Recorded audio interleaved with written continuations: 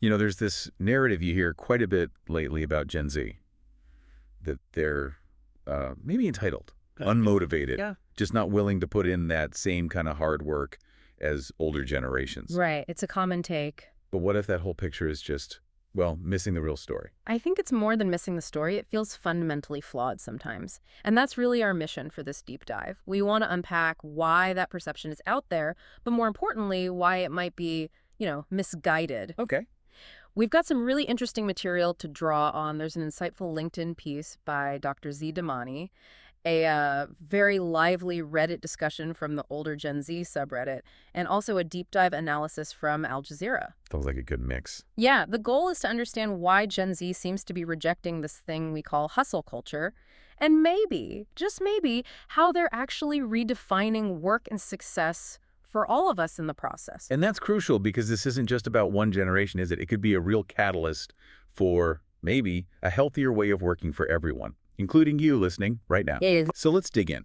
The starting point, this narrative that Al Jazeera and Dr. Damani both mention, often brands Gen Z as the most difficult generation to work with. You hear things like entitled, lazy, even quiet quitters. How does Dr. Damani start to pick that apart? What's her main point against these labels? Well, she's pretty direct. She calls that perception fundamentally flawed. And her key point, I think, is that Gen Z isn't rejecting work itself or even ambition. That's really important. Okay. What they are rejecting specifically is hustle culture. So it's not about effort in general. It's about a particular, often unhealthy way of approaching work. And you really see that echoed on places like Reddit, where, Gen Z is talking amongst themselves. Oh, definitely. There was this comment in the older Gen Z thread, someone calling quiet quitter straight up corporate gaslighting. Wow. Okay. Yeah, saying it's an attempt to brainwash people that acting your wage is something to be ashamed of. And you get this sarcastic tone from others, too, like, we outlazied the millennials, guys, we did it. Or, they sat so we could lie down. It feels like they're very aware of the labels and are kind of mocking them. Yeah, they see through it. And what's really interesting, according to Dr. Damani, is where this rejection comes from. It's not just like wanting an easy life. Right. She points out that Gen Z has literally grown up watching the burnout, dissatisfaction, and mental health struggles of previous generations, trapped in endless cycles of validation seeking through work. They've seen the impact. So they've learned from observation, Yeah. essentially. Makes total sense. There's that quote in Dr. Damani's article from a Gen Z professional. It's really powerful. Which one was that? They said, "We do care deeply about our careers, but we refuse to chase external validation through endless hustle. True joy isn't found in burnout or superficial praise. It's found in meaningful experiences, authentic connections, and genuine balance." That sums it up beautifully, doesn't it? That desire for meaning, for real connection, for actual balance.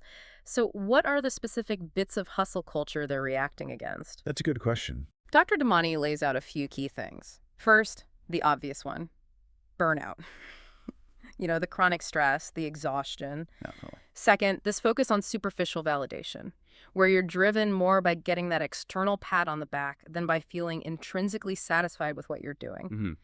And third, the mental health impact, the anxiety, the feeling of constantly chasing some impossible standard. These are the things they seem to be actively trying to avoid. So it's less about avoiding work and more about avoiding these, harmful side effects. Yeah. It sounds like they're putting things like mental well-being, meaningful work, and true personal alignment ahead of just chasing that arbitrary validation. Exactly. It's a deliberate choice, a reprioritization. And it's not happening in a vacuum either. There's a really strong economic context here. Right. The money aspect. Yeah, you see it all over that Reddit thread, people talking about the harsh economic realities. Things like, why hustle when I still can't afford anything? Would rather work my 40 hours and go home. Fair enough. Or pointing to inflation and stagnant minimum wage. Someone else just put it bluntly. Companies pay dirt wages, and we can barely afford to live in a studio apartment. That really grounds it, doesn't it? Yeah. It's not just some abstract preference. It's tied to pragmatic concerns about survival and basic living standards. Absolutely. And it fuels this lack of loyalty you hear about. Yeah, like that comment, if they want happy and easy employees, maybe they should pay them a livable wage. Right. There's this sense of having zero allegiance or loyalty to the company because, they know the company might just toss them out with little consideration. And they've seen it happen, Yeah. right? There were comments about watching companies screw over our parents. That leaves a mark. For sure. And it leads to this fundamental shift in how work is viewed. It's less of an identity, more of a transaction. Like working isn't what I prefer to be doing, or working is a means to an end. Exactly. As one person on Reddit said, additional money can't compensate the stressful time spent on work. The cost benefit just doesn't add up for them under the old model. It really makes you think, doesn't it? How many people, maybe across all generations, secretly feel that way, but felt they had to make work their identity? Perhaps Gen Z is just more upfront about it. That could be. Which brings us to another interesting point from Dr. Damani.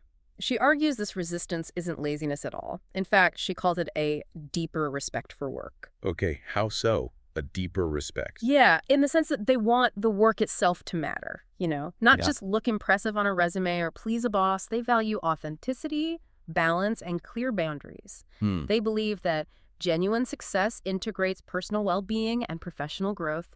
It's not an either. It sounds almost like wanting work to have integrity again, where the process and the person doing it matter, not just the relentless output.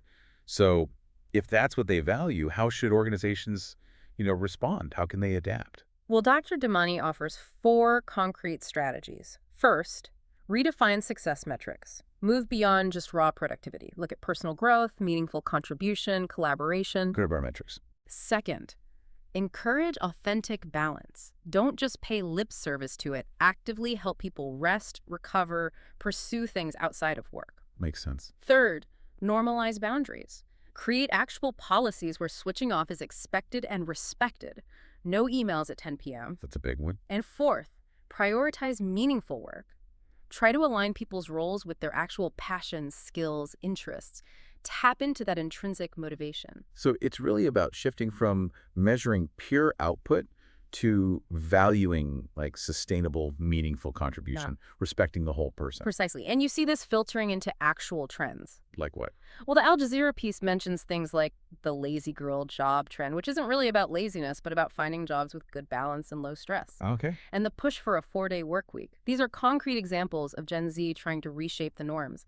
And on Reddit, you see that desire for hard, honest work, but work that has tangible meaning. Right, not just busy work. There was that comment on Dr. Damani's article from Jonathan Nystrom about hearing a Gen Z person basically say, just let me do the work. Yeah, I remember that.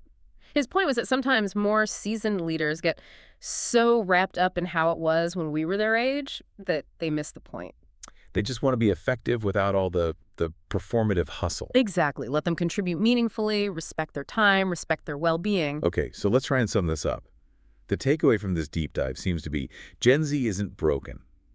They're not lazy or entitled in the way the stereotypes suggest. Not at all. Instead, they seem to be actively trying to reshape work for the better, demanding things like authenticity, balance, and actual meaning over just relentless, often empty hustle. It's a call to action, really, for organizations to look at their own cultures and maybe fix some outdated approaches. Yeah, but then there's this final really interesting wrinkle. While Gen Z seems to reject that corporate hustle culture, the sources also mention that something like 71% of Americans who started a side hustle in 2023-2024 were Gen Z. Wow, okay.